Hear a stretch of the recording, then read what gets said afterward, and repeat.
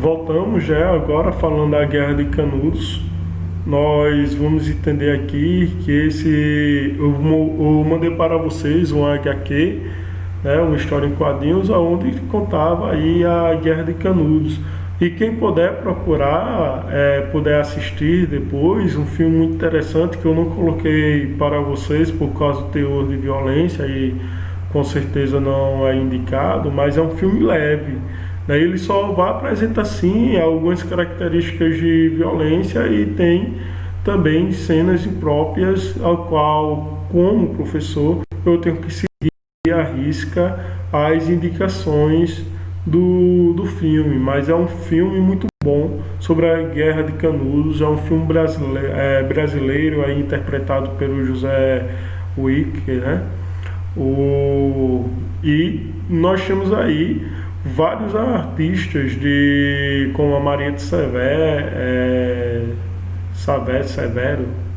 e assim por diante, trabalhando neste filme com um elenco maravilhoso, a Cláudia Abreu, e nós vamos ter aí, né, um filme que vai contar detalhadamente como teria acontecido a guerra, esse conflito tão importante para o período aqui estudado. Mas vamos ao que interessa, né? Então eu trouxe aqui para vocês uma charte, né, retratando Antônio Conselheiro rejeitando a República. Então, se analisarmos, né, você vai ter aqui o Antônio Conselheiro. Olha só a característica dele, né? Ele está com um cajado. Esse cajado, ele tem cabelos grandes, barba grande, né? Aí você vai ter aqui a manta a veste, né, de um religioso da época, não tão diferente das batinas aí dos padres. Você tem aqui do lado os seus seguidores e a República sendo representada por uma mulher. Eu já havia falado aqui em aulas anteriores, né, que a República, ela é representada, tinha um ideal de representá-la como uma mulher, porque a mulher, ela traz em si o seio da vida, né? Vamos dizer assim, a característica da portadora da vida, da criadora da vida. A mulher, ela está ligada à história da humanidade, né? A ideia de fertilidade, a ideia de progresso, a ideia de que a mulher, ela consegue, né, transformar e dar vida às coisas. Então a República, ela representa aí através de uma mulher, né, uma nova vida, um novo tempo para a história do país. Então nós temos aqui Antônio Conselheiro rejeitando, já mostrando, né, que ele, pela imagem, que ele tinha ideais monarquistas. E aqui nós temos aqui a seguinte frase, né?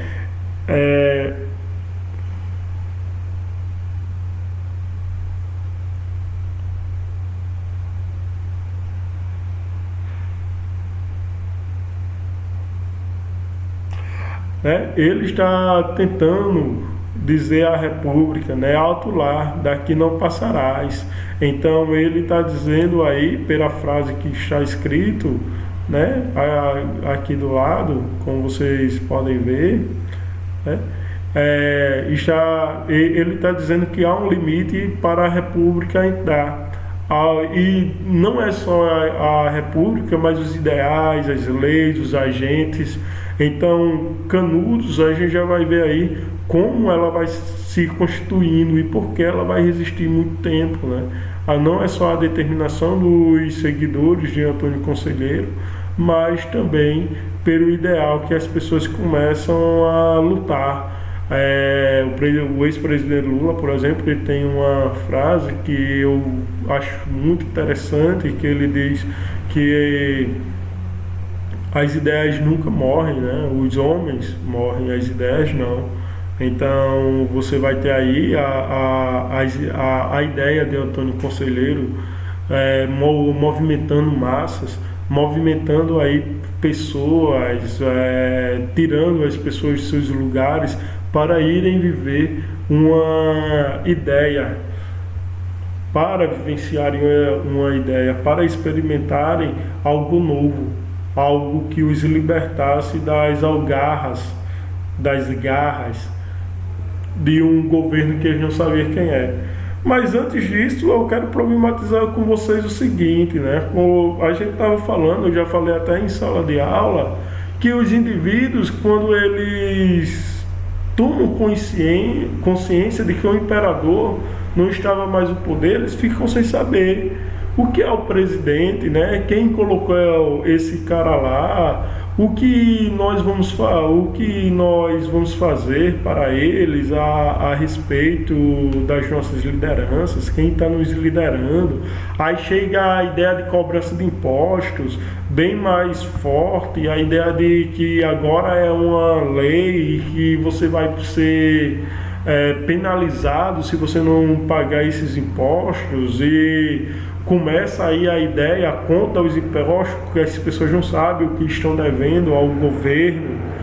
E não é só isso, né? Tem a ideia aí agora da República adentrando dentro do campo sagrado, como do matrimônio, do casamento, que agora, para as pessoas se considerar dentro de uma sociedade casada, não é mais a igreja que vai ter que dizer, é o cartório, o juiz de paz que vai ter que dizer, né, que esse indivíduo, ele está casado com a sua companheira, a sua companheira está casada com o indivíduo. Isso começa um rebuliço, porque a população, ela foi dormir em uma monarquia e acordou numa república sem saber. Não era debatido com ela, por exemplo, o que se fazia dentro da república, como era a vida dentro de uma república, porque não era interessante debater com a sociedade essas questões. A sociedade, nós vamos ter aí mais de 90% da nossa população analfabeta neste período. Nós temos aí os militares que eles vão conseguir dar o golpe, né? Porque dentro das alas militares, eles começam a estudar, eles começam a se formar e eles começam a se achar a parte letrada da sociedade civil, e com isso eles têm autonomia para não só disputarem o poder, mas para exercer o poder. E eles começam as articulações, mas fora os militares, a população em si, ela não tem educação, a população em si, ela não sabe ler, não sabe escrever, ela não está aí lendo os jornais, porque quem é que estava se formando, quem estava estudando eram as pessoas filhas dos coronéis ou das oligarquias que estudavam nos centros urbanos, como Recife, por exemplo, né, na Universidade de Direito, ou que ia para fora do país estudar em um outro país, na Europa, por exemplo. E quando eles vinham da Europa, eles traziam os ideais que estavam sendo divulgados disseminados dentro da Europa, e eles traziam esses ideais para o território brasileiro, e com isso começava assim, né, uma troca de informação. As pessoas, não é que elas não sabiam, mas é porque era bem mais difícil para as pessoas que não sabiam ler. Elas ouviam em conversas o que o Carlos Ginzburg, ele vai chamar de Ginsburg, ele vai chamar de circularidade cultural, né, onde as pessoas vão aí trocar as informações, mas que não necessariamente é necessário saber ler para ter informação, mas não é nada acentuado neste período, não é nada concreto para as pessoas que não sabiam ler, a sua participação política. Inclusive elas eram proibidas de votarem, né? As pessoas eram proibidas de votarem, e isso vai ter um impacto muito grande na vida de Canudos, né, para esse movimento. Aí, olha só, quem foi Antônio Conselheiro? Ele nasceu em 1830, né? Faleceu em 1897, foi um líder religioso e o fundador do Arraial do Belo Monte, mais conhecido como Canudos.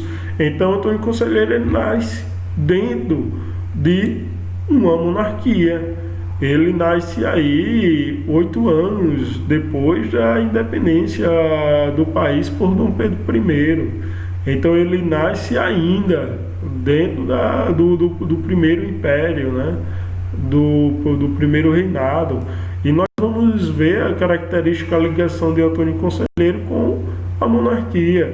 E como hoje eu havia falado também para vocês em sala de aula, a monarquia ela tinha uma característica sagrada, porque o rei, o imperador, ele era tido como o representante da divindade, o representante de Deus aqui na Terra, né?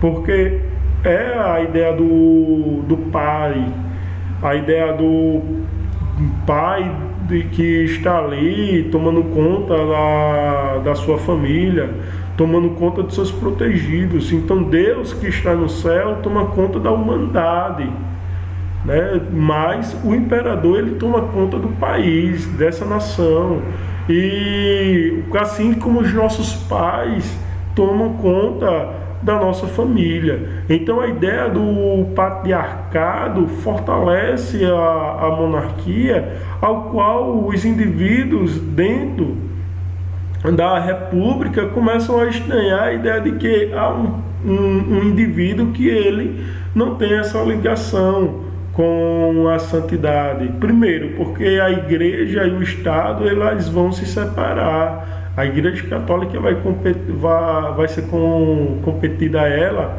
as funções religiosas dentro do movimento mundial que estava acontecendo, né? Da Igreja Católica, por se caracterizar aí como a líder espiritual da humanidade. Então a Igreja Católica vai ser uma das questões que vai conseguir romper com o Império, e ela começa a adentrar dentro deste campo de que a Igreja Católica, através do Papa, é a líder espiritual da humanidade, e começa a se criar esse conceito. E aqui no Brasil, né, o Estado, quando há essa separação de igreja e Estado, o Estado começa a adentrar em particularidades que antes era característico do sagrado. Como eu já falei para vocês, a ideia do batismo, a ideia do casamento, né? Então, as pessoas, por exemplo, para se batizarem, né, antes da República, precisavam de um padre, e era lá que era escolhido o nome. Até um tempo desse, as pessoas tinham isso. Todos os indivíduos que são batizados na Igreja Católica, por exemplo, têm um documento chamado batistério, aonde são os registros da igreja. Isso na Primeira República, não só na Primeira República, mas durante a história do Brasil, né, quem era responsável por fazer essa documentação era a igreja. Então as pessoas, os pais, quando escolhiam o nome da criança, levavam até a igreja, batizava, aí de lá saía com o documento, né, o batistério afirmando o nome e a descendência desse indivíduo. Com a República não, a igreja ela continua fazendo seus batismos, mas a autoridade de documentar, de atestar um indivíduo se ele está dentro dos parâmetros do exercício da cidadania vai ser o Estado, através do registro civil. Então, aí começa uma mudança de estilos de vida, uma mudança de comportamento de vida que vai assustar, porque as pessoas, principalmente do sertão, eles não sabem o que é uma república, eles não sabem o que faz o presidente, e isso começa a ser difundido até mesmo entre os próprios beatos, que tem como o Antônio Conselheiro a ideia de lutar contra a República, considerada até mesmo uma das bestas do Apocalipse, né? É o que veio para destruir aí o sagrado. e era necessário lutar contra ela. Então nós vamos adentrar neste campo de discussão em relação ao sagrado, em relação ao Estado, ao poder do Estado, ao profano, que nós chamamos de profano. Foi considerado, né, Antônio Conselheiro foi considerado um fanático religioso na época em que viveu, pois isto foi uma forma do governo republicano justificar o massacre perpetrado contra os seguidores. Então, olha só, aqui nós já estamos analisando uma ideia de discurso que é promovido pelos governos para adentrar ou para empreender determinadas políticas. Então, o Antônio Conselheiro, ele começa a ser visto pelo governo como um fanático religioso. E se ele é fanático religioso, aos moldes da República, isso não é sadio e ele precisava ser contido. Que as pessoas que estavam reunidas ali naquele território, né, da fazenda Belo Monte, eram pessoas que estavam seguindo a um fanático. Por isso elas eram tão culpadas quanto, porque a ideia de resistência, a ideia de cegueira, vamos dizer assim, contra a realidade, ela estava sendo colocada em prova pela República, e este discurso consegue ganhar o espaço social, a opinião pública, inclusive quando várias empreitadas contra Canudos não conseguem ter sucesso, a população da capital, que estava no Rio de Janeiro e de cidades como São Paulo, né, de grande importância política, se revolta e começa a apoiar as medidas do governo federal contra a comunidade de Belo Monte. E então Canudos, ela é devastada e tem todas as pessoas aí que estavam envolvidas neste território mortas, ou em batalha, ou degoladas depois, como a gente vai ver mais na frente. A biografia de Antônio Conselheiro. Antônio Vicente Mendes Maciel, o Antônio Conselheiro, nasceu em 13 de março de 1830, na atual cidade de Quixeramobim, no Ceará. O pai era comerciante e sua mãe faleceu quando ele tinha 6 anos. Ambos desejavam que o filho fosse sacerdote, um modo que as pessoas sem condição econômica tinham de estudar e ascender socialmente. Então, veja que ele já nasce pobre, né? Ele é um indivíduo que já tem a sua vida dificultada, diferente de Padre Cícero, por exemplo, ao qual ele vai receber várias ajudas para terminar os seus estudos, né? O Antônio Conselheiro não. Antônio Conselheiro, ele vai, desde os seus 6 anos, lutar pela sobrevivência, e essa luta pela sobrevivência é o que vai norteando aí os seus ideais de uma crença em um futuro diferente. E com isso, né, ele vai enveredar pelo caminho primeiro de sacerdócio, mas depois ele não vai obter sucesso. Ele começa a participar aí do comércio, o exercício do comércio, como caixeiro, como vendedor e assim por diante. Ele herda algumas economias do pai, dívidas também, mas acaba que Antônio Conselheiro se rende de vez. Depois de várias dívidas, vários credores aí batendo sua porta, ele se muda para um outro estado e tenta refazer a sua vida. E por onde ele vai passando, né, ele vai chegando nas igrejas, vai pregando, ele vai dando a sua visão do que seria a República, e aí as pessoas começam, né, a seguir Antônio Conselheiro para onde ele vai, e começa a gerar uma série de reações, até mesmo da própria igreja, contra o Antônio Conselheiro. Inclusive, uma dessas reações é proibi-lo de pregar nas igrejas onde ele passava. Então, este é um movimento que vai ser feito. Antônio aprendeu a ler e a escrever e era um leitor de histórias de santos, cavaleiros e místicos que circulavam no sertão. lar muito, inclusive autores proibidos pela Inquisição. Sem contingentar no seminário religioso, acabou ajudando o pai no armazém familiar. Quando este faleceu, decidiu sair em peregrinação pelo sertão junto à esposa e à sogra. Então,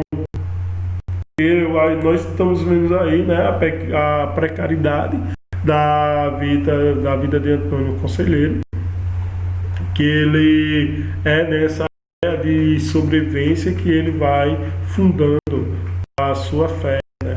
E essa sua fé é o que vai mudando o seu pensamento em relação à política, em relação ao cenário ao qual o mundo se encontrava.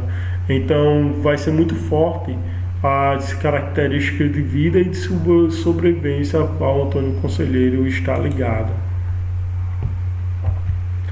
Aqui eu trouxe para vocês um desenho, uma representação, né, de como ele foi pintado.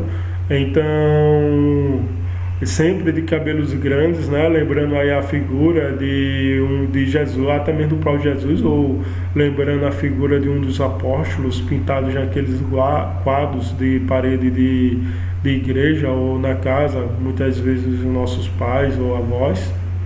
Então é um retrato que eu trouxe para vocês para termos ideia da fisionomia e do olhar de Antônio Conselheiro, né? Nesta vida nômade, ou seja, onde ele estava passando de região para região, tem várias ocupações, como professor, caixeiro, escrivão, circulou pelo sertão da Bahia, Sergipe e Pernambuco, e sua fama se espalhava. Desta maneira, ganhou o apelido de conselheiro reconhecidamente de que era um sábio que ajudava os que necessitavam. Então, o nome Antônio Conselheiro vem porque ele tinha aí dentro da sua oratória conselhos que ajudavam as pessoas não só a manter seus casamentos, né, mas ele se colocava como uma pessoa capaz de conciliar os conflitos não só internos através dos conselhos, mas também os conflitos interpessoais. Então, Antônio Conselheiro ele vai ganhando força pela sabedoria ao qual a ele é atribuído, e não só pela sabedoria, mas pela característica santa de peregrino, ao qual ele vai ser associado a ele também, ao homem que anda dentro dos sertões, compreendendo as necessidades do povo, lutando contra um governo que é opressor, um governo que retira deles até o que eles não têm. É tanto que nós vamos ter episódios aí de Antônio Conselheiro proibindo até as pessoas de pagarem impostos à República, porque essas pessoas não devem nada ao governo, por isso que elas não têm nada o que pagar. E com isso, né, dentro deste movimento de seguição a Antônio Conselheiro, começa a se formar também aí os seus seguranças, vamos deixar neste termo, aonde aquelas pessoas começam a pegar em armas, né, para defender não só o seu líder religioso, mas também defender a ideia de Antônio, que era lutar contra a República. Aí foi acusado injustamente de homicídio e é preso, né? Quando sai da prisão, resolve sair pelo sertão nordestino, recolhendo pedras para reconstruir igrejas e ir ao encontro dos mal-aventurados. Então, olha só como Antônio Conselheiro ele se coloca, né? Primeiro, ele está lá no seu cantinho, ele é preso injustamente por um assassinato. Depois ele sai, e quando ele sai, a prisão dele é vista como uma perseguição à figura de Antônio. E ele sai mais fortalecido, porque desta vez ele estava na condição também de um indivíduo, eu não vou colocar de um indivíduo criminoso aqui a expressão, mas eu vou colocar de um indivíduo fragelado. Ele esteve na condição de preso injustamente, e com isso ele começa a ganhar força, porque ele é a representação, a personificação do mal, vamos dizer assim, que a República ela traz, né? Então, tudo que acontece com o Antônio Conselheiro, dentro deste critério aí da perseguição à figura dele, ele adentra neste campo da República, né, ser a portadora desse mal que faz as suas vítimas. Ou seja, agora as pessoas não têm nenhum julgamento justo, elas são presas perante a vontade aí dos poderosos. Então, isso faz crescer ainda mais a revolta contra a República. Ele deixa a vida de peregrino e fixa no arraial chamado Canudos, que é rebatizado de Belo Monte. Ali lidera uma comunidade que se tornaria um problema para as autoridades locais e nacionais. Para acabar com o mau exemplo de Canudos, o governo federal realiza um verdadeiro massacre, pondo fim ao lugar e à vida do conselheiro. Antes disso, gente, os seguidores de Antônio Conselheiro eram formados por escravos. Eu estava aqui, eu falei para vocês em outra aula, né, que quando os escravos ou as pessoas escravizadas são libertas, não há nenhum plano de governo para inserir esses indivíduos dentro das sociedades. Dentro da sociedade, principalmente das capitais. Esses indivíduos, eles só têm dois caminhos: ou eles saem peregrinando em busca de um território, de um lugar para se estruturarem, ou eles acabam ficando nas fazendas para exercer o mesmo trabalho que eles vinham fazendo para não morrerem de fome. E esses ex-escravos, né, como você está aí, a libertação a Lei Áurea, ela é assinada em 1888, a proclamação da República em 1889, você tem a Guerra de Canudos que já acontece já no século XX, mas você tem um intervalo demasiado curto. Muita pouca coisa em relação aos negros, ele vai ser repreendido, ela vai ser feita. Então, o que esses negros eles fazem? Eles começam a procurar as irmandades e os movimentos que lhe tragam alguma ideia de justiça, que faça com que eles se sintam também parte desta sociedade. E Canudos, ela representava isso, já que Antônio Conselheiro, uma das questões que potencializava a sua apreciação pelo Império era exatamente a figura da princesa Isabel, que para ele havia libertado os escravos, né? E nós sabemos que não foi tão, vamos dizer assim, bonito a maneira como a princesa Isabel liberta os escravos. Ela foi pressionada a fazer isso pelas relações comerciais com países como a Inglaterra, exteriormente, mas também dos movimentos que estavam acontecendo dentro do Brasil pela abolição.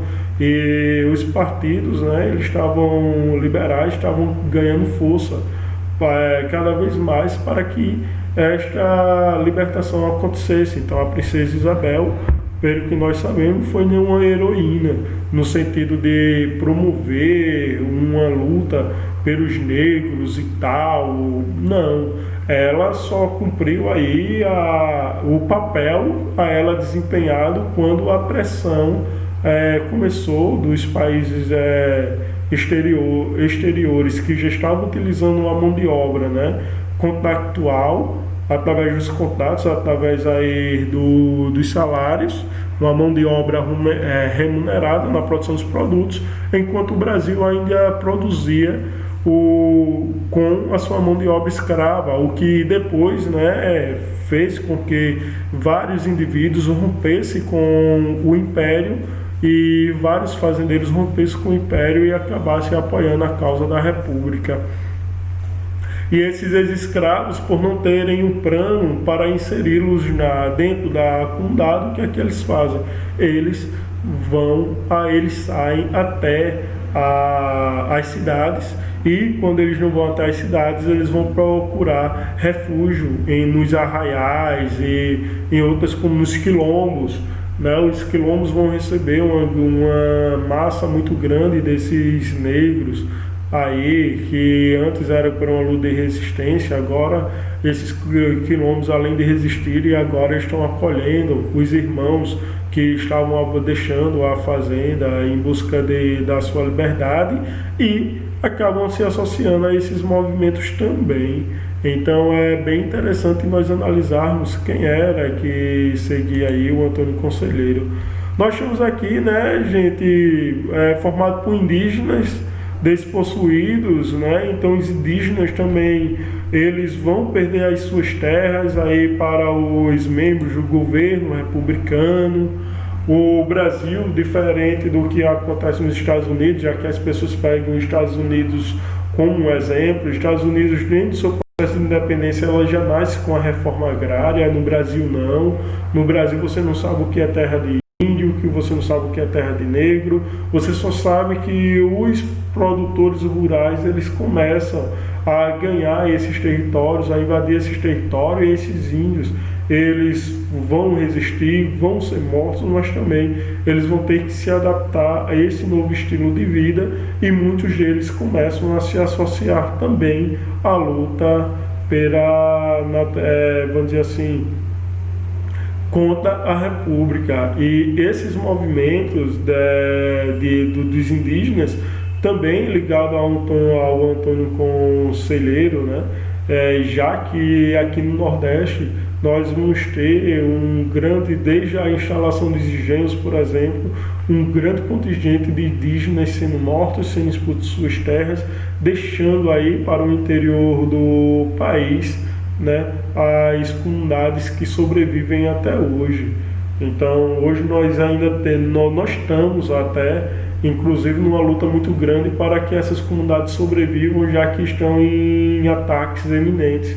Nós vimos aí recentemente a fala do ministro da Educação atual, que ele diz que tem pavor do termo da denominação povos indígenas, enquanto o ministro do Meio Ambiente está promovendo aí uma devastação, né, dentro da fala dele, aproveitando o momento de crise ao qual nós estamos passando com o Covid-19 e empreendendo mudanças na política de demarcação de terra para adentrar aí nos territórios indígenas. É por isso que os indígenas, nesta época, eles já estavam sobre esse ataque, eles já não tinham territórios e eles vão começar a se associar à ideia de Canudos, né? Eles começam a seguir Antônio Conselheiro. Nós vamos ter também trabalhadores explorados, né? Com seus fiéis cada vez mais numerosos, constrói igrejas, açudes, pontes, cemitérios, e sua autoridade cresce, né? Então é um estilo de vida ao qual todos fazem parte, todos são responsáveis, todos contribuem. Então o Antônio Conselheiro, ele vai movimentar essas pessoas em torno destas ocupações, de criar açudes, de criar estradas, mostrando para as pessoas que a coletividade, ela pode exercer um grande poder de transformação se todos contribuírem. E Canudos começa a representar essa ideia de coletividade, tanto que dentro do imaginário vai se dizer que Canudos, as casas são feitas de cuscuz.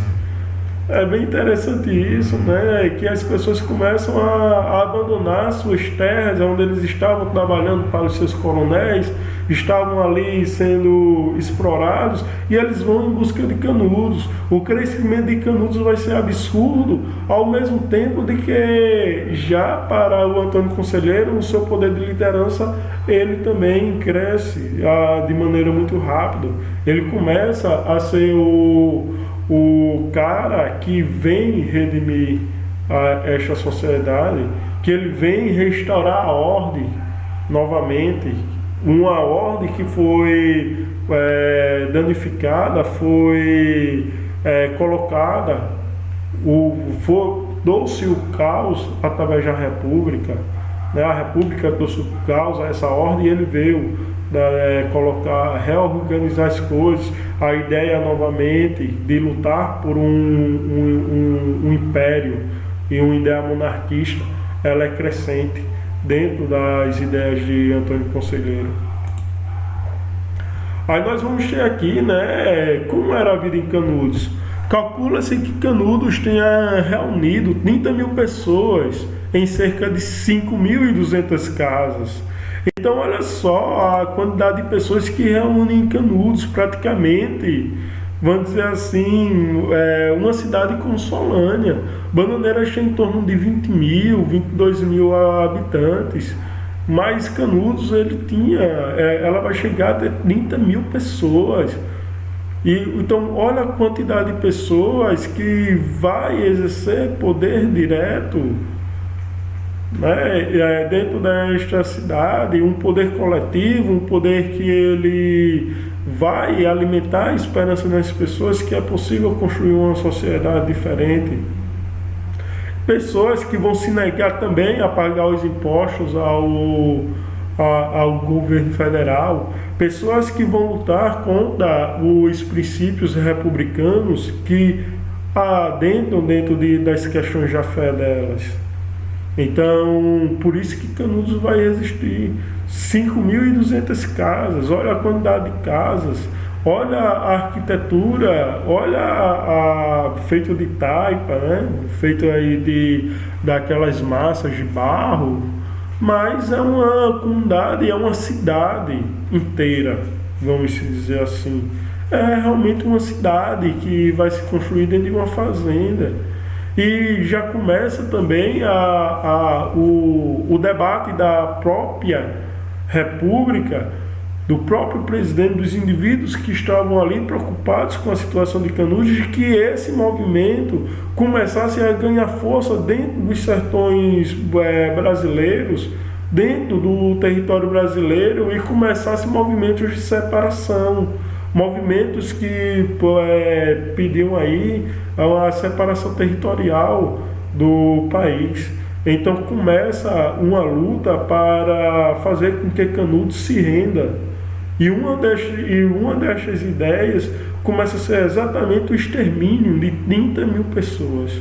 Morte de 30 mil pessoas porque o presidente ele temia perder o controle da situação ao qual Canudos estava colocando em cima dele, e com isso movimentos separatistas começassem a surgir, né? Ou o Império, a ideia de trazer novamente o Império para o governo brasileiro, começasse a ganhar força novamente dentro da sociedade.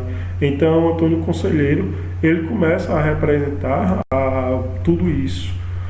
O lugar era descrito, né, uma terra onde havia rios de leite e os barrancos eram de cuscuz de milho.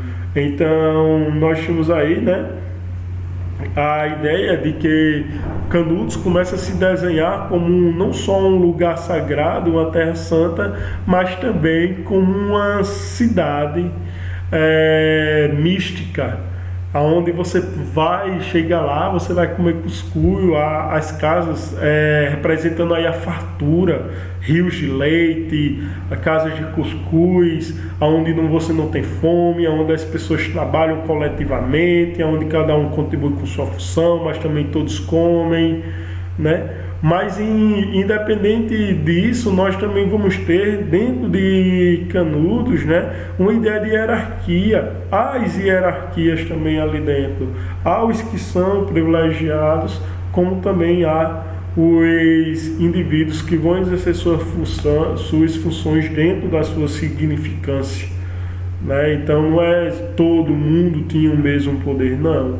Era atribuir determinadas funções aos indivíduos, mas também cada um ia ter participação aí no usufruto da produção desta comunidade. Ali os conselheiristas, como eram chamados, os habitantes usufruíam de forma comunitária de bens produzidos. Havia uma caixa comum para sustentar os doentes e o fruto do trabalho era dividido entre todos. Então, eu vejo muitas perguntas, né? Aqui nós não temos uma ideia de comunismo dentro de Canudos, ao contrário do que muitos dizem por aí. Não era uma ideia de comunismo, mas era uma experiência. de coletividade, né? Você tem aí os indivíduos que eles começam a pegar a sua produção, um produzir uma caixeira, o outro cria galinha, o outro cria porco, e a partir disso daí todos vão ali dividir seus bens com todos, para que todos possam ter os mesmos alimentos, as mesmas chances. Então é muito forte, é muito importante este conceito de coletividade dentro da comunidade de Canudos. É interessante, gente, que Canudos, ele não estava, né, essa cidade, ela não estava, vamos dizer assim, esse território separado do mundo. Eles tinham contato com o resto de outras cidades e comercializavam também. É tanto que dentro de Canudos, tanto a moeda que era do Império, ela era aceita como a moeda da República, e eles negociavam com os outros indivíduos, né, essa característica aí eles comercializavam o que era produzido. Havia os alimentos de uso coletivo, havia os alimentos de comércio, e Antônio Conselheiro ele vai conseguir até mesmo dialogar com outras cidades, né, esta produção, de suprir o que a comunidade de Canudos estava precisando. Muitas vezes não era produzido aí o que alguns alimentos, alguns materiais que eles utilizavam, e eles iam comercializar com o pessoal de fora para terem acesso a esses bens. Então é bem interessante nós adentrarmos aqui nessa discussão. As pessoas se sentiam tocadas pelas palavras de Antônio Conselheiro, porque entendiam que era um caminho que as levaria ao progresso material e espiritual, ao contrário do que acontecia quando escutavam os pregadores tradicionais, né? Então veja que Antônio Conselheiro ele já começa a ser colocado até mesmo com um outro ponto da estrutura eclesiástica. Eles estavam ouvindo os padres e não sentiam empolgação na palavra do padre, por exemplo, mas quando eles ouviam Antônio Conselheiro pregar, eles se sentiam motivados a enveredarem aí pelas lutas, pelas ideias de Antônio Conselheiro. É interessante demais nós observarmos este ponto da liderança espiritual ao qual Antônio Conselheiro ele vai ser eleito. Ele é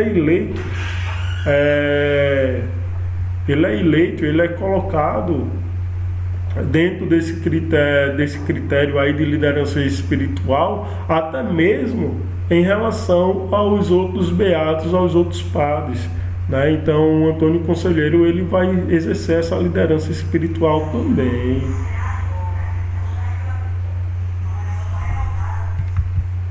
Aí nós temos aqui a Guerra de Canudos, característica, né? A Guerra de Canudos foi o maior movimento de resistência à opressão dos grandes proprietários rurais. Ela ocorreu entre 1893 e 1897 no Arraial de Canudos, uma comunidade do sertão da Bahia. Esse movimento refletia a extrema miséria que viviam as populações marginalizadas do sertão nordestino. Então, veja que enquanto o Antônio Conselheiro ele já trazia, enquanto as pessoas estavam produzindo para os coronéis, né, ali os coronéis estavam desfrutando de bonanças, tinha uma população que estava passando fome. E eles começam a refletir sobre essa desigualdade já na Primeira República da qual eles estavam passando. Por que todos os cargos, por que todos os políticos que vêm, só que se é beneficiado é o coronel, enquanto eu, que sou trabalhador, continuo tendo os mesmos problemas? Para conseguir meu sustento, eu preciso trabalhar dia e noite dentro na roça, e muitas vezes enfrentando aí períodos de seca grandes, né? E isso vai causar uma revolta demasiada na população. E Antônio Conselheiro ele vai conseguir fazer com que essa pessoa enxergue essa desigualdade e comece a lutar contra ela, contra o poder dos poderosos também, as pessoas que não tinham liberdade de escolher, né, nem os seus representantes, porque, primeiro, por serem analfabetos, estavam fora do processo eleitoral, e segundo, porque não tinham aí terras, dinheiro para exercerem uma expressão política muito grande. Então, para eles, só a luta, né, era capaz de fazer com que a situação mude. Aí, a causa, né? A estrutura econômica do Brasil funcionava com base no latifúndio, onde predominava a monocultura, com a exploração da mão de obra de trabalhadores que viviam na miséria. Tipo, os indivíduos, né, eles trabalhavam por comida. Você tem até indivíduos que vão chegar numa fazenda, por exemplo, com as famílias aí, e ele vai dizer, olha, eu posso trabalhar na sua terra, posso plantar por um determinado período, e depois uma parte desse alimento vai para você, outra parte vai para mim. E era assim que as pessoas iam conseguindo sobreviver aqui no sertão brasileiro, né, nos sertões brasileiros, essa troca. Porém, eles eram explorados porque não tinham salário, não tinham condições aí de estruturação financeira. Por outro lado, os coronéis, os fazendeiros, eles ficavam cada vez mais ricos, né, porque estavam aí dentro da política, estavam ganhando dinheiro dos governadores, do presidente, e estavam também comercializando esses produtos. Então eles começam aí uma estrutura de produção dentro do país que, por um lado, dificultava a vida das pessoas que eram menosprezadas politicamente e socialmente, e por outro, facilitava a vida dos poderosos. Foi no sertão seco, abandonado e esfameado que, durante a República Velha, milhares de sertanejos formaram grupos de cangaceiros e jagunços, ou se juntavam em torno de líderes religiosos e beatos. Então as pessoas aí, com essa ideia de lutar, os cangaceiros, por exemplo, né, nós vamos estudar depois a ideia de Lampião, eles juntavam uma tropa de caras corajosos, que eles diziam assim, olha, vamos adentrar aí nos sertões, invadindo a fazenda, trabalhando aí para muitos coronéis. Os coronéis contratavam os serviços para invadir uma outra fazenda inimiga, ou para participar de uma batalha, ou alguma coisa aí no nome dele, e os cangaceiros estavam lá. Por outro lado, os cangaceiros também invadiam, entravam neste campo de roubar, né, de assaltar aí as vilas, as cidades, e com tudo que eles pegavam, eles partilhavam entre os membros desse cangaço, né, dentro desse grupo. Então os cangaceiros começam a ser um braço de força dos coronéis, mas também dos líderes religiosos. Aí nós vamos ver aí a ligação do Lampião com o padre Cícero, por exemplo, né? Tanto que quem assistir ao Alto da Compadecida pode ver que a representação lá do Severino, cangaceiro, né, ele tem uma ligação muito forte com a ideia do padre Cícero. O padre Cícero, ele também era coronel, mas também era o homem que santificava, que davam as bênçãos para as ações que eram praticamente atos suicidas dos cangaceiros, né? Então, aí por um lado, a gente vai fazer essa discussão depois, se os cangaceiros eles eram bandidos ou heróis. E também tem os jagunços, né, que eles vão trabalhar, eles vão vender a sua mão de obra militar no sentido de que eles vão ser os trabalhadores mais ativos dos coronéis, e eles vão empreender vários aí, pegar em armas mesmo para defender os ideais, as opções dos coronéis. Aí os cangaceiros, os jagunços, né, estavam a serviço do coronel para defender sua propriedade, matar seus adversários políticos e garantir a vitória dos seus candidatos nas eleições. Já os cangaceiros atacavam as fazendas dos coronéis e espalhavam o terror entre os latifundiários. O cangaço era uma forma do sertanejo combater a miséria e extravasar sua revolta. Então você tem aí os jagunços que eles estavam a serviço do coronel. Vamos dizer que uma fazenda ali de um coronel meu, que é meu inimigo político, vai votar em um determinado candidato. Para que eu possa garantir o domínio da eleição, da eleição, eu preciso fazer com que esse coronel se renda. Então o que é que eu faço? Eu rendo, né? Eu mostro para ele que eu tenho poder, eu tenho força. Aí quem é que vai fazer isso? Meus capangas, meus jagunços, né? Que vão demonstrar minha força militar em relação aos coronéis. É por isso que nós vamos dizer que os coronéis têm as suas guardas militares pessoais, né? Então as suas guardas pessoais que vão proteger seus ideais. Já o cangaço, além deles trabalharem também, serem contratados para os coronéis, eles também eram aqueles sertanejos que invadiam mesmo, né? Uma espécie aí de fazer justiça, de lutar contra a miséria que o povo do sertão estava sofrendo. Quem assistiu aí o Alto da Compadecida, prestem atenção como a Compadecida, né?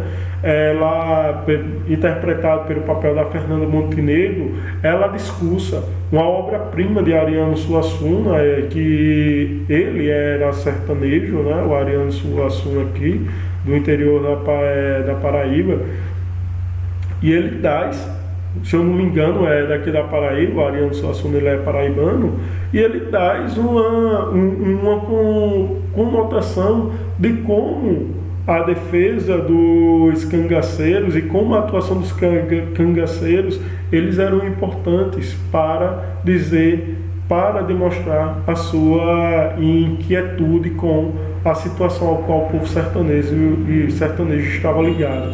Não tão diferente a representação, né, do nordestino as vestes sertanejas. Veja que na nossa quadrilha, veja que no nosso forró, no nosso chachado, no nosso baião, todas as características, todos os instrumentos ao qual nós utilizamos para nos identificarmos como nordestinos e como pessoas do interior, são representações aí do vaqueiro, né? As vestes de couro, chapéu de couro, com espingarda na mão e montado a cavalo, pessoas bravas, mulheres bravas, né? Que sempre estão ali colocando a sua vida em risco, com coragem, com determinação e lutando por uma causa. Então, isto é muito presente na nossa cultura. Aí eu trouxe aqui para vocês, né, que os beatos ou conselheiros caminhavam pelo sertão pregando uma religião salvadora e eram seguidos por dezenas de fiéis. Então os beatos, né, eles têm aí uma diferença do que é o catolicismo, vamos dizer assim, o catolicismo oficial, o catolicismo que ele é romanizado, ele segue os dogmas da Igreja de Roma, que estava passando principalmente desde 1860 por transformações pós-Revolução Francesa, né? Então eles vinham aí, a igreja, ela ia perdendo espaço porque cada vez mais os países estavam programando suas repúblicas, separando igreja de Estado, e como a igreja estava perdendo poder político, então ela começa a modificar através dos concílios. Nós vamos ter aí o Concílio do Vaticano I e depois nós vamos ter outros concílios, vai modificar as estruturas da igreja para que a igreja a igreja católica ela comece a ser entendida pelos seus fiéis como a principal líder espiritual. Se elas não podem determinar os caminhos políticos da população, mas elas são exclusivamente a única, na verdade, autoridade para levar a população a uma redenção espiritual. Então a igreja ela começa a ter essas estruturas.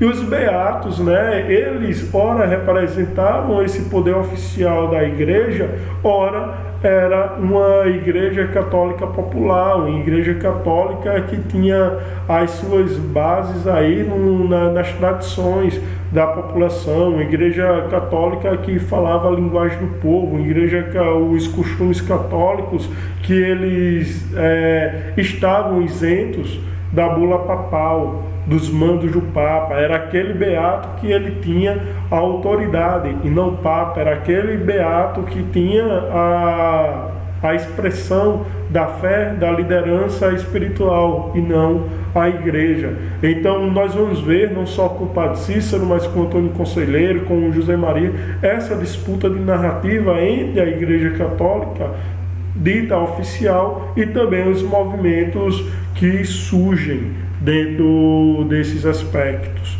Então é este critério ao qual nós estamos levando em consideração aqui para estudarmos o poder de influência de Antônio Conselheiro, consequentemente de José Maria e de João Maria e do Padre Cícero. Porque este movimento não é só um movimento messiânico ao qual ele esperam ou atribui a figura de um redentor, mas também é um movimento muito importante para o entendimento, para a expressão da fé. É bem interessante nós analisarmos por esse critério. Aí a comunidade de Canudos, né? Por volta de 1893, reuniu-se no arraial de Canudos, às margens do rio Vaz e Barris, na Bahia, um grupo de fiéis seguidores de Antônio Conselheiro, um beato nascido no Ceará que pregava a salvação da alma para quem o seguisse. Depois de longa peregrinação pelos sertões de Pernambuco e Sergipe, penetrou pelo interior da Bahia e se instalou em Canudos. Aí Conselheiro e seus fiéis ergueram a cidade santa de Belo Monte, que se transformou num refúgio de desprotegidos e perseguidos. Canudos era uma comunidade onde inexistiam diferenças sociais e onde os rebanhos e as lavouras pertenciam a todos. Esse modelo socioeconômico era uma atração constante para milhares de sertanejos. Então, ora, se tudo que eu produzo eu divido com os meus colegas, se tudo que eu produzo eu divido com as pessoas que me cercam, esse era o ideal de comunidade que Canudos representava. Por isso que ela vai daí, essa é a comunidade, é a atenção de pessoas tanto favoráveis como pessoas contrárias. E o interessante é que Canudos, essa expressão, ela vai diminuir o poder dos coronéis, que as pessoas começam a lutar contra os coronéis porque não são mais os coronéis que detêm o poder de sobrevivência dessas pessoas. As pessoas começam a encontrar em Canudos o poder da sobrevivência porque é uma atividade coletiva, onde sabe que onde 30 pessoas comem. Aí as pessoas começam a sair em peregrinação e fazer morada até Canudos. Então é bem interessante quando nós começamos a entender por que os coronéis da região não se revoltam tanto com Antônio Conselheiro. Porque até o próprio poder político dos coronéis que antes eles mandavam através do voto de cabresto é diminuído. Porque eles não podem mais dizer para aquele indivíduo que você tem que votar num candidato do coronel, mas ele vai ter aí agora Antônio Conselheiro ditando os caminhos dessa população, consequentemente os caminhos eleitorais e políticos dessa sociedade. Nós podemos chamar assim, é claro. Em 1896, ano em que começou a guerra, Belo Monte tinha mais de 5.000 casas e aproximadamente 30 mil habitantes. A segurança do reduto era mantida por ex-jagunços e ex-cangaceiros.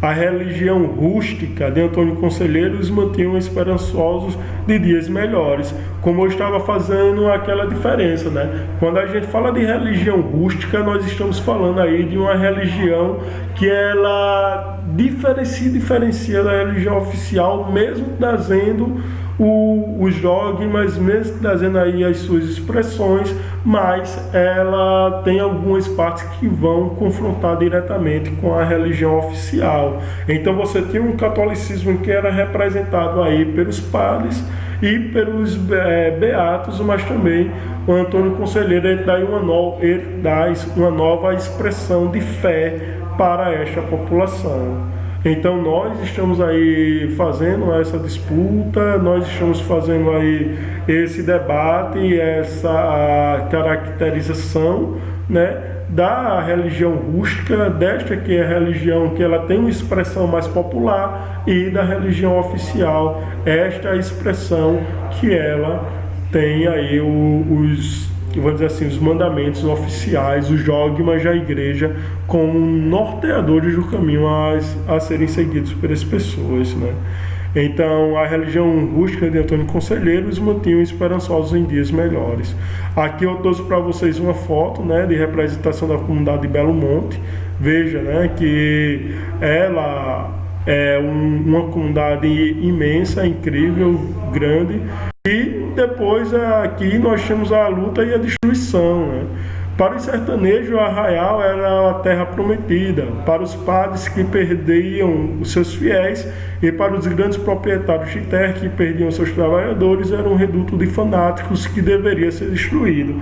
Então veja que, dentro do que eu coloquei aqui para vocês, não só o Antônio Conselheiro ele vai representar uma desavença política, mas também religiosa. Não é só uma característica de um cara que lidera espiritualmente as pessoas, causando indignação nos padres, que se prepararam, que passaram por formação para aquilo, mas também política, porque diminui o poder dos coronéis em relação à vida política dos seus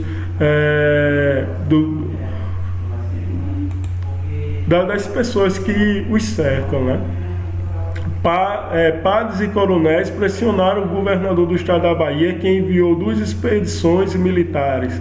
Os soldados foram vencidos pelos homens de Conselheiro, que empregavam a tática de emboscada e de luta corpo a corpo. Então, para a gente entender esse trecho, nós vamos ter aqui, né, os indivíduos que esses soldados, quando eles chegavam até próximo a onde estava o arraial, eles eram surpreendidos aí com os caras, os homens, né, do arraial de Antônio Conselheiro. Não só homens, mas as mulheres também lutavam para defender o seu território. E isso daí vai custar 4 expedições, né? Uma com um número de soldados maiores do que outras.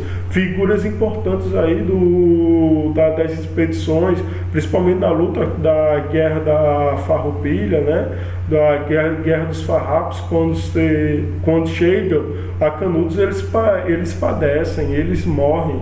E isso vai causando cada vez mais uma revolta e uma indignação das pessoas que estão nas grandes cidades, como o Rio de Janeiro, a capital, e São Paulo, mas também dos próprios coronéis, porque tem que fazer alguma coisa para que essa cidade, para que esta comunidade ela seja destruída, porque o poder de reação era cada vez mais grande. Me perguntem agora se eles tinham poder militar para isso. Não, eles lutavam com enxadas, lutavam com paus, lutavam com pedras, enquanto aí os soldados do governo iam com até canhões, iam com espingardas, iam com espadas e tinham até canhões, mas é claro que entre uma batalha e outra, né, com as armas deixadas ali, essa população do arraial iam se armando. Então é bem interessante a gente ver a capacidade de reação depois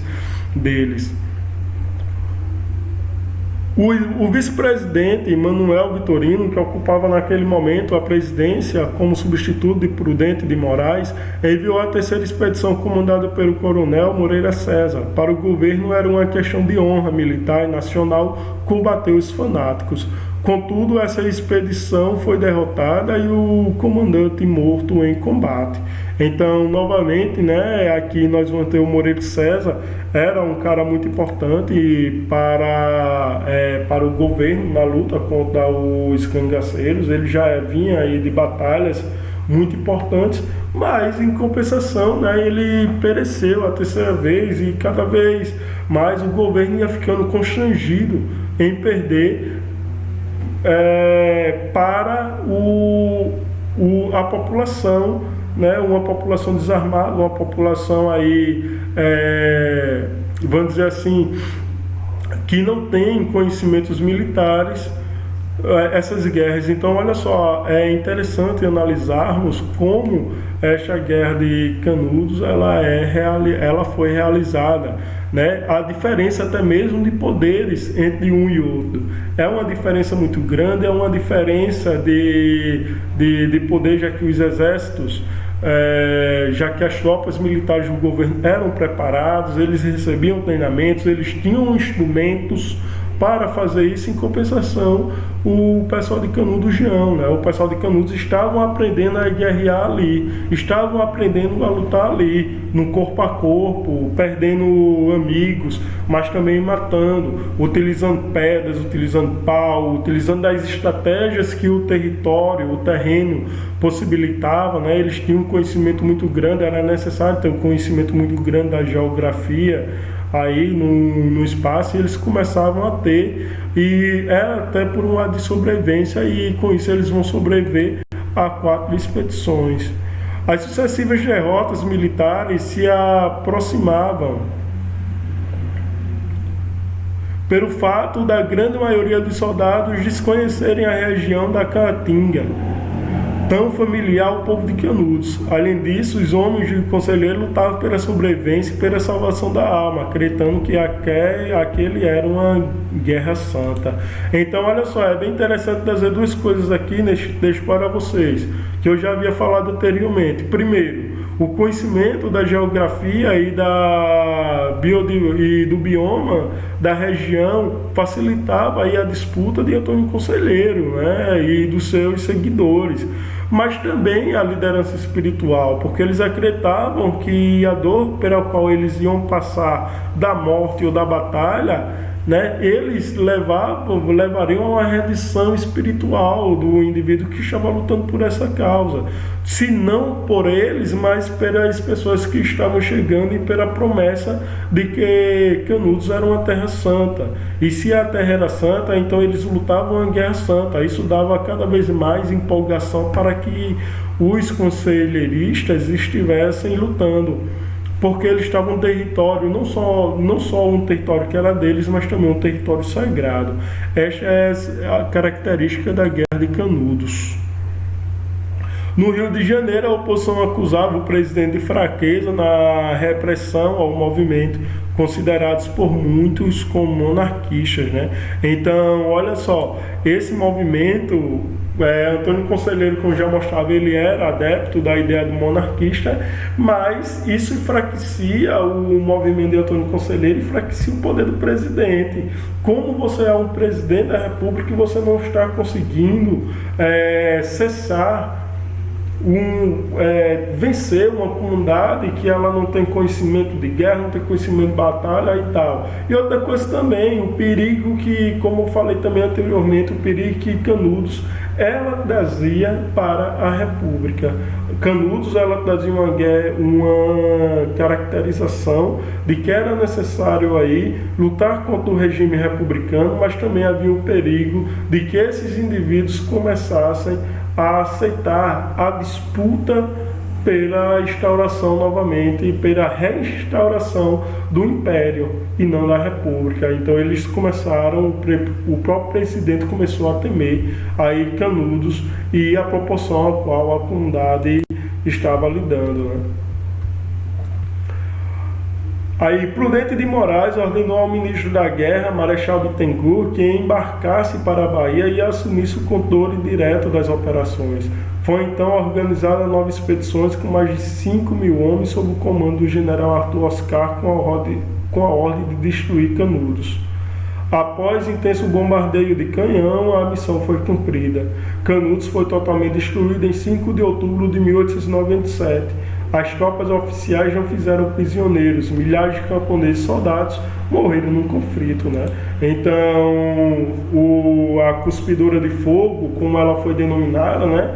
O Dagão, a besta, que ele conseguiu aí derrotar Canudos, porque Canudos já não tinha mais força, não só de reação, né? Depois de 4 batalhas aí vencidas, mas também o poder de fogo ele foi aumentado aí das tropas do Império e eles não puderam mais vencidos pelo cansaço, vencidos também pelo cerco, né, onde as mercadorias que entravam em Canudos já não tinham mais, então as pessoas começaram a passar fome porque eles não tinham de onde tirar, estavam preocupados demais com a guerra, eles não saíam para produzir, tinham que estar o tempo todo aí protegendo as fronteiras da comunidade e acabaram ficando sem alimentos, ficando sem armas e acabou, né, com que a vitória do governo viesse através de maneira mais sanguinária. Aí precisava ter matado todo mundo? Não precisava, mas por que mataram o professor? Porque imagina aí, essas pessoas dão continuidade à ideia de Antônio Conselheiro, né? Então, as pessoas que não morreram de batalha, elas foram consideradas criminosas e foram degoladas pelos soldados, pelas tropas republicanas. Então, você tem aí mais de 30 mil pessoas mortas entre julho a outubro, neste intervalo de tempo, né? Desta quinta expedição. Então foram aí 4 anos de muita luta aí dentro de Canudos, mas também nós vamos ter um poder de resistência muito grande, uma luta pelos ideais, a luta contra a opressão, né, do sistema que estava se instituindo nesta época, que era aí a República. E por último, aqui nós temos a Guerra de Canudos, foi descrita por Euclides da Cunha, que testemunhou as operações do Exército no livro Os Sertões, publicado em 1902. Então, Euclides da Cunha, ele era um jornalista, ele adentrou aí o cenário, né, as terras de Canudos, acompanhou desde a fundação, que ele estava fazendo uma reportagem na época sobre Antônio Conselheiro, e cada vez mais que ele acompanhava Antônio Conselheiro, mais coisas iam acontecendo.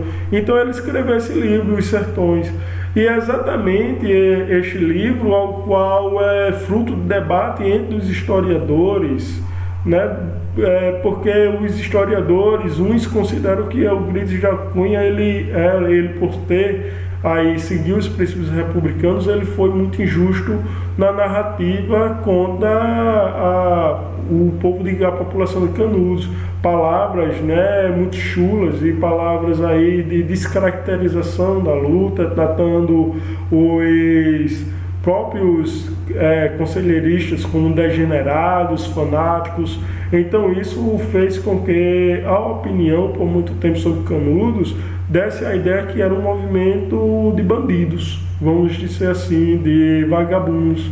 E Euclides da Cunha, ele dentro da narrativa dele, dentro dessa disputa para entender as ideias de Euclides da Cunha, né, outros historiadores defendem o ponto de Euclides, mas também há os historiadores que discutem, porque muitos dos documentos que são encontrados hoje em relação a Canudos, até mesmo os próprios escritos de Antônio Conselheiro, foram encontrados aí vários escritos que as pessoas, vários historiadores se debruçam sobre esses escritos, mostram aí uma ideia totalmente diferente de Canudos que Antônio Conselheiro tinha, né?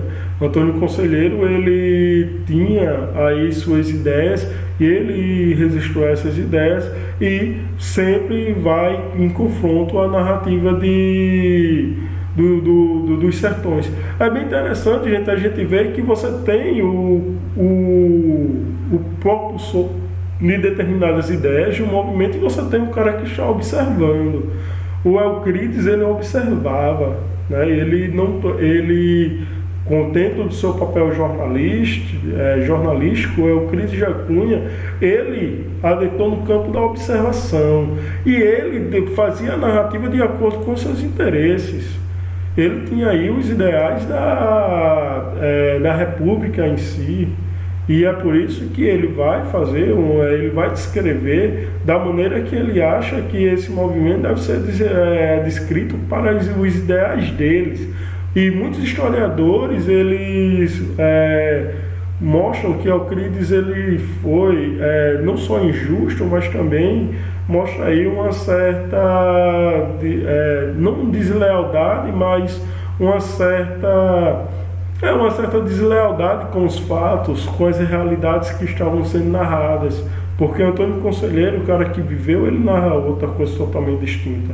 Então este debate eu gostaria de fazer, na verdade, se a gente estivesse presencialmente, nós íamos ler alguns trechos da obra dos Grandes Sertões Veredas, mas enquanto nós não passamos por esse momento, né, nós ficamos aí. E a próxima aula que nós vamos ter é sobre a Guerra do Contestado. Obrigado a todos pela paciência até agora, né? É uma aula demasiado extensa, mas muito importante para a gente entender esse movimento da Primeira República. Abração.